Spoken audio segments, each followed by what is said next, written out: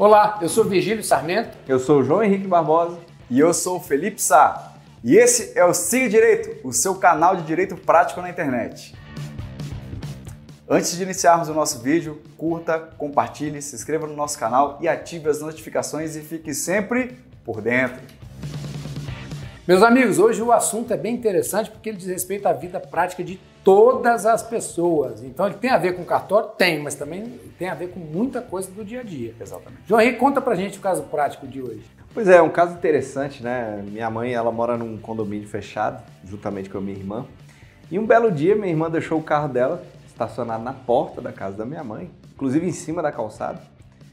Ela, no outro dia de manhã, acordou e o carro, a lateral, estava completamente arranhada. Nitidamente tinha acontecido ali uma batida, alguém bateu no carro dela e simplesmente foi embora. Não falou nada. Nem parou, não deixou um bilhete, nem nada. E aí ela ficou se perguntando quem é o responsável por isso aqui. Então nós vamos falar um pouquinho sobre responsabilidade civil. Meus amigos, para começar esse assunto tão importante que faz parte da vida de todas as pessoas, né, vamos explicar um pouquinho o que é isso, né? A responsabilidade civil é uma obrigação que todas as pessoas possuem de reparar aqueles danos que forem causados a outras pessoas. Aquela história, né? Seu direito vai até onde começa o direito do outro. Exato. Toda vez que você atinge o direito de alguma pessoa, você é obrigado a reparar esse problema, né? No caso do exemplo que o João trouxe aqui pra gente, né? A irmã dele estacionou o carro, no outro dia o carro estava totalmente destruído em razão da batida. Quem bateu no carro da sua irmã causou um dano para sua irmã. Isso. Então, a primeira coisa, só para que a gente simplifique aqui o assunto, né? É preciso uma ação ou omissão, no caso foi uma ação, a batida. É preciso que haja um dano, um prejuízo, houve, o carro da sua irmã ficou com as avarias. As avarias. E é preciso também que haja um nexo de causalidade. O que é isso? Uma ligação entre a ação e o dano. Que seria o tal prejuízo, digamos. Que é o prejuízo. Então, depois, né, João, você estava contando pra gente aqui que descobriu-se que foi uma vizinha que, ao sair da garagem, bateu. Na verdade, nem era uma vizinha, era uma visitante da casa do vizinho. Infelizmente, ela saiu de lá um pouco alterada, acho que tinha tomado alguma coisa, né, um pouquinho a mais. E ela saiu, bateu no carro, eu não sei se percebeu ou não percebeu, arranhou a lateral inteira e foi embora. E simplesmente sumiu, né? Então, pelas câmeras de segurança da rua, foi possível a gente identificar que essa visitante da casa vizinha tinha saído e encostado no carro dela. Ainda bem que nesse caso tinha as câmeras para comprovar, né, João? Imagina se, por exemplo, numa situação adversa aí, você está num local que não tenha câmeras, né? Você não consegue Mas identificar. Que bom, você não consegue identificar. Mas que bom que realmente tinham câmeras e ela conseguiu identificar realmente o prejuízo e quem causou o prejuízo. Exatamente. Eu acho importante a gente falar, igual o Virgílio disse, né, que é uma ação ou omissão. Exato. Né? Muita gente deve chegar em estacionamentos privados, por exemplo, onde você paga para poder estacionar o seu carro e ver aquela plaquinha assim, não nos responsabilizamos por objetos deixados no interior do veículo. Perfeito. Eu já fui vítima de uma situação assim, né? Na faculdade que eu estudei, tinha um estacionamento pago e eu deixei meu carro lá um belo dia, cheguei no final da aula, e o carro estava arrombado e o som tinha sido roubado. Isso dentro do estacionamento privado? Dentro do estacionamento privado, que era da faculdade. E aí eu procurei a faculdade, que era a gestora do estacionamento, e eles falaram, olha, a gente tem uma placa aqui dizendo que a gente não se responsabiliza por danos causados, nem por objetos que foram deixados dentro do veículo.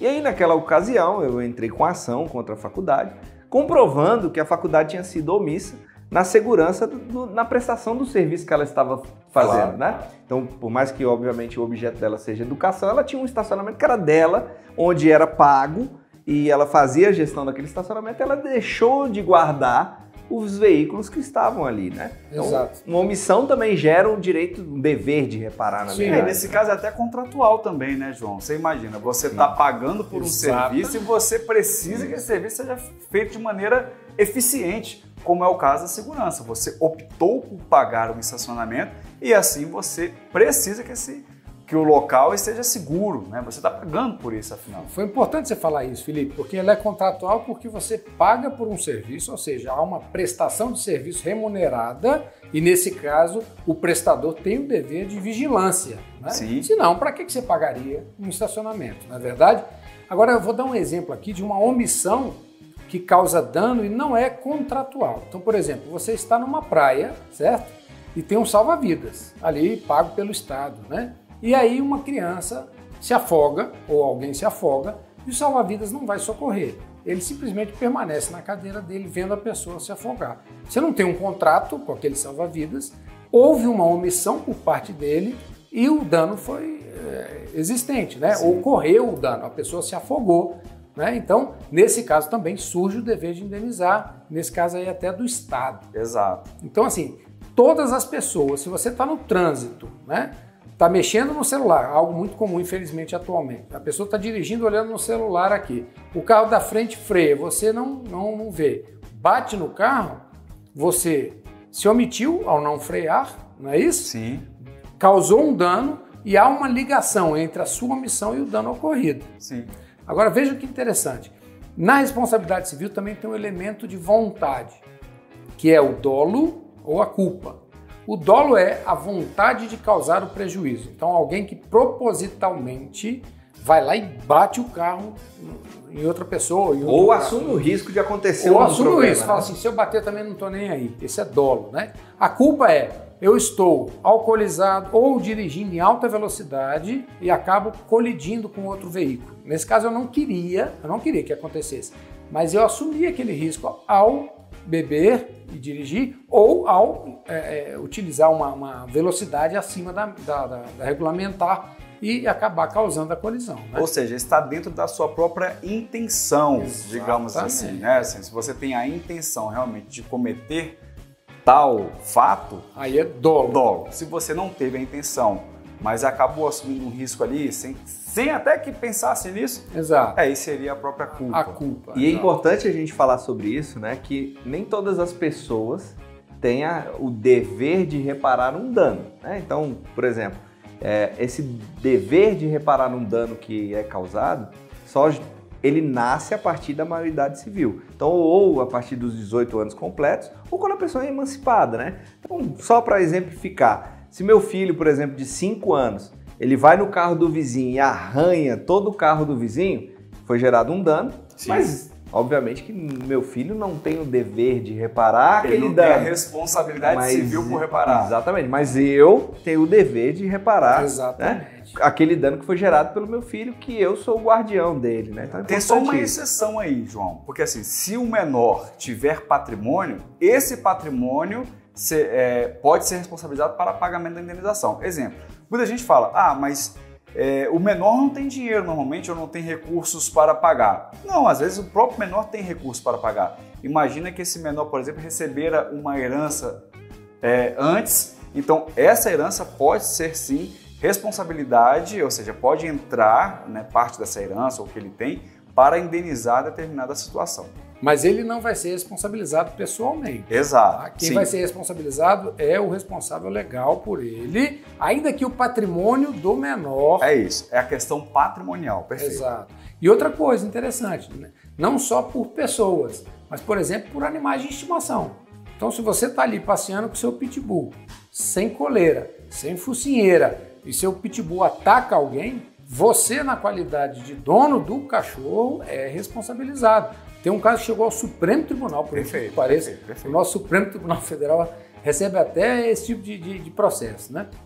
Em que um vizinho estava passeando com o cachorro e o outro vizinho foi caminhar e o cachorro foi lá e mordeu. E ele respondeu, sim, por esse dano causado. Não só a pessoa. Se um cachorro morder outro cachorro, você também tem que responder por aquilo. E não só nesse caso, né, Vigílio? Mas, por exemplo, se eu entrego o veículo que eu sou o dono para uma pessoa que não tem habilitação. Muito bom, e João, ela muito bom. Comete, né, um acidente ou bate o carro, enfim. Eu, como proprietário do veículo, eu errei em entregar aquele veículo na mão de uma pessoa que não tem habilitação. O dano que ela gerou não será pago necessariamente por ela, mas eu serei responsabilizado por aquilo, né? Civilmente falando. Obviamente que criminalmente a responsabilidade, em grande parte, será da pessoa que cometeu o crime, mas civilmente falando, a responsabilidade será minha. Cabe ter o direito de regresso, né? Mas você... Sem dúvida, né? mas posso ser o responsável pelo pagamento principal ali. Exatamente, porque você elegeu uma pessoa incapaz e autorizou que ela praticasse aquele ato. Né? É isso. Então isso é muito importante. Agora é muito comum também a gente ver no noticiário a responsabilidade civil do médico. Então o médico vai realizar um procedimento. A gente sabe que a saúde não é uma ciência exata. Né? Um tratamento que serve para o João pode não servir para o Felipe. Então existe ali uma subjetividade natural, mas há casos de erros grosseiros. João, conta pra gente aí o que você estava comentando. Pois é, eu vi um caso interessante aí nos jornais que foi o seguinte: uma pessoa, ela tinha um nome comum e ela estava na fila para transplante de rins. Então fazia hemodiálise, enfim, estava aguardando o momento de fazer um transplante para poder melhorar a qualidade de vida, né? Uhum. E por incrível que pareça, existia uma outra pessoa com um nome muito similar, um homônimo, né? Que ela estava esperando uma outra cirurgia, que não um transplante de rins. Por um erro do hospital, eles inverteram as pessoas. Então, convocado para o transplante de rins, exemplo, o Antônio da Silva, né, Barbosa, chamaram ele para transplante de rins quando ele estava esperando uma cirurgia para o joelho, por exemplo. E o Antônio Barbosa, similar, chamaram ele para a cirurgia de joelho quando ele estava esperando a de transplante de rins. Não é comum. Não é comum, né? Mas acontece. E aconteceu. E aí o que foi trágico, obviamente, né? A pessoa que foi convocada para a cirurgia do transplante e estava esperando de joelho, infelizmente foi feito o transplante do rim nele e ele faleceu durante a cirurgia porque não era o que ele estava precisando, enfim, não teve nem um acompanhamento médico para se preparar para aquele tipo de cirurgia e ele faleceu. E a pessoa que estava na fila do transplante saiu da fila, porque lá no sistema verificaram que foi feita a cirurgia e tiraram ele da fila. Então atrasou também a cirurgia dele. Então 2 danos foram gerados, né? Um que foi a morte da pessoa que foi operada indevidamente e o outro que foi retirado da fila, ou seja, perdeu tempo para ser transplantado e melhorar a sua qualidade de vida por um erro do hospital. E aí, obviamente, foi gerado esses danos. E alguém tem que reparar. Né? Exatamente. Né? Foi bom você ter falado nisso, né? Porque eu até li sobre isso, foi no hospital público que aconteceu, e aí nesse caso a responsabilidade é do Estado. E o Estado tem um tipo de responsabilidade que é diferente da responsabilidade do cidadão comum. Uhum. Como a gente falou aqui, o cidadão comum, para ser responsabilizado, tem que haver uma ação ou omissão, tem que haver um dano e tem que haver um nexo de causalidade, além da culpa ou do dolo. Né? Ou vontade de causar o dano, ou a negligência, imprudência e imperícia ao cometer o dano. O Estado não. O Estado ele responde objetivamente pelos danos que ele causar. Exato. Ou seja, você não identifica, você não precisa investigar se houve dolo ou culpa. Basta a ocorrência do dano, e o nexo e da ação ou omissão estatal. Então, nesse caso, como era um hospital público, a família certamente deverá ser indenizada. Sem dúvida. E até nos casos também de hospital particular, ainda que por culpa do médico, se o médico, por exemplo, ele é contratado daquele hospital, a responsabilidade é do hospital. Exatamente. Que pode depois também acionar o médico. O direito de regresso, aquele que nós já havíamos dito antes, mas a responsabilidade por hora é do hospital. Sim. Então nós vivemos, todos nós, sob essa responsabilidade, né? Se você sai até a rua, você é responsável. Se você tem filhos, você é responsável. Se você tem animais de estimação, você é responsável. Por isso é que esse assunto é muito importante. Muita gente fala, não tem nada a ver com isso. Não, você causou prejuízo, né? Agora olha que interessante, só para dar um exemplo aqui para que as pessoas possam compreender. Imaginem vocês que tem 2 carros parados assim e vem um terceiro, uma pessoa embriagada dirigindo, e colide nesse carro que está no meio e ele, por consequência, colide nesse carro que está na frente. Ou seja, a colisão de 3 ou 4 veículos. Exato, aqueles engavetamentos. Né? Quem causou? Quem é que é o verdadeiro culpado? Quem agiu com imprudência foi o primeiro carro lá de trás. Esse carro do meio que estava parado, tranquilo, e bateu no da frente e causou um prejuízo no da frente, não teve nenhum elemento volitivo, não teve nenhum elemento de vontade. Não houve dolo nem culpa. Ele simplesmente estava parado. Exatamente. Nesse caso, esta pessoa aqui não vai ser responsabilizada. Houve o dano, houve o nexo, porque foi o carro dele que bateu, né? Mas não houve nenhum tipo de elemento de vontade, nem dolo, nem culpa. Ou seja, não foi a ação dele que gerou o prejuízo e o dano. Ou seja, nós temos 3 carros, A, B e C. A e B estavam parados, C colidiu com B, que ao mesmo tempo colidiu com A. Exato. Quem causou realmente toda a situação foi o veículo C. Que vai pagar por todo o prejuízo do engavetamento. Exato. Então veja como é interessante, porque na hora de apurar quem é o responsável, você tem que entrar na cabeça do agente. Exatamente. Você tem que saber quem foi que, ou por dolo ou por culpa, causou aquele prejuízo. Eu passei por um caso desse interessante e real. Eu estava numa via onde uma pessoa fez uma conversão irregular num local proibido, numa via de alta velocidade. O carro que vinha atrás dele teve que frear bruscamente numa via de alta velocidade e eu, por consequência, também. Nenhum dos dois, obviamente, conseguiu parar e eu colidi no carro da frente. Obviamente, eu não queria e nem errei em nada. E nem você deu causa. Então, quem gerou o dano foi quem fez a conversão irregular. E foi quem foi responsabilizado e teve que pagar todo o dano. Exatamente. Muito comum também no ramo musical, um cantor é contratado para fazer um show e não comparece no show. Né? Então, o empresário que o contratou teve que montar toda a estrutura, vender o ingresso, o público estava ali e o show não aconteceu. Então, este artista vai ter que indenizar o organizador. Né? Sem dúvida. E há 2 tipos de danos, né, meus amigos? Para a gente poder encerrar o assunto aqui. É o dano de ordem material e o dano de ordem moral. Né?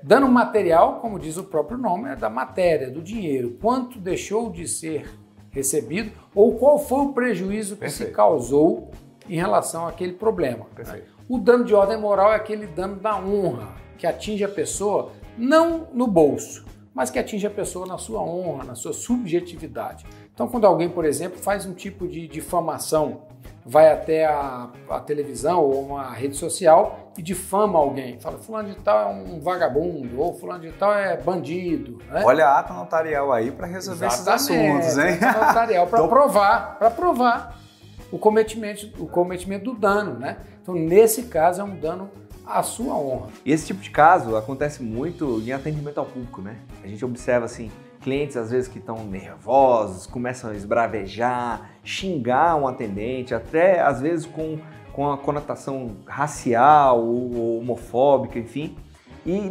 não sabem ou às vezes não se preocupam com o dano que geram.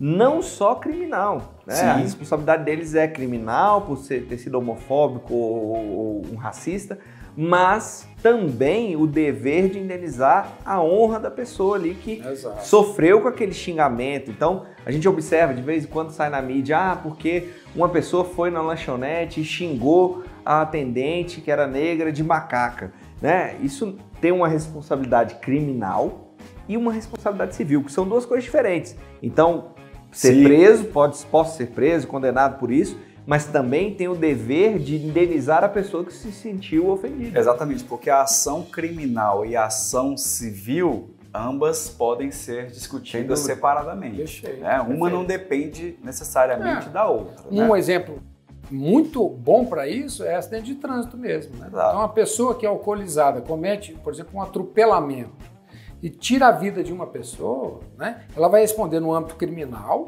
por homicídio, que pode ser inclusive doloso, porque ao não ligar para o resultado daquela atitude, ela assumiu o risco e vai responder como um crime intencional. Ou seja, sabia que poderia cometer e mesmo assim assumiu o risco. Seguiu em frente, que é o dolo eventual. Ou pelo homicídio culposo, que é aquele seguinte, olha, você foi imprudente ao ingerir bebida alcoólica antes de dirigir, então nesse caso você responde pelo homicídio culposo. Essa é na área criminal. E na área civil, então se você matou um pai de família, ou ainda que um trabalhador jovem, você vai ter que indenizar aquela família de acordo com a expectativa de vida daquela pessoa. Você vai dar um salário para aquela família pelo prazo de estimativa de vida que aquele falecido tinha.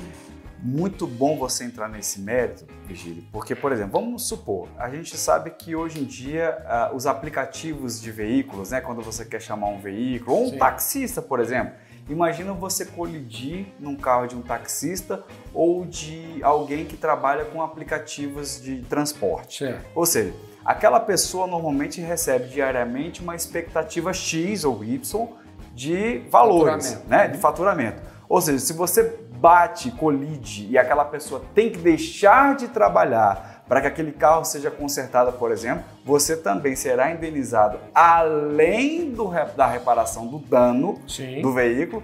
Também pode ser, isso vai depender da própria ação, mas também a indenizar o período que ele esteve parado. Perfeito. Né, para poder realmente pagar as despesas. Porque aquela pessoa teve que parar de trabalhar. Exato. Né? Então você tirou o sustento da família. Então a responsabilidade civil ela é muito grave. E a gente tem que realmente fazer com que as pessoas compreendam essa questão, porque isso faz parte da vida de todo mundo. Verdade. Aquelas pessoas que de repente gostam de beber um pouquinho e depois dirigir, talvez seja esse o alerta que elas precisavam ouvir para evitar esse tipo de postura. Chame um aplicativo, chame um táxi, procure o amigo da vez, evite esse tipo de coisa, porque a responsabilidade civil ela vem e ela é pesada. Então, meus amigos, esse foi o vídeo sobre a responsabilidade civil, um tema super interessante. Espero que vocês tenham gostado. Se você gostou, curta, compartilhe, se inscreva nas redes sociais, ative as notificações e fique sempre por dentro.